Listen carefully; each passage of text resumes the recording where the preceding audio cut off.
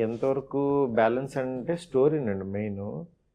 Story ఇది యాక్చువల్‌గా ఈ స్టోరీకి ఆయన చాలా 'ప్రభాస్' గారు చాలా యాప్ట్ అయ్యారు. బేసికల్లీ. అంటే 'బాయ్ నెక్స్ట్ డోర్' లాంటి ఒక క్యారెక్టర్‌లోకి ఆయన్ని తీసుకొని ఒక ఒక క్లాస్ అంటే ఒక క్లాస్ పాయింట్‌ని మాసివ్‌గా అందరికి అర్థమయ్యేలాగా చెప్పాం ఈ సినిమాలో.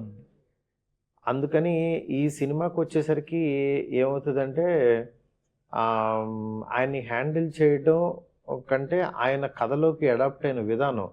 అప్పుడు అడాప్ట్ అయిపోతే ఆటోమేటిక్‌గా హ్యాండిల్ చేయడం అనేది ఈజీ అవుతది. అందుకని నాకు ఆయనకి సబ్జెక్ట్ చెప్పిన తర్వాత ఆయన ఓన్ చేసుకొని ఆయన యాక్ట్ చేసిన విధానానికి నేను స్పెల్ బౌండ్ అయిపోయాను.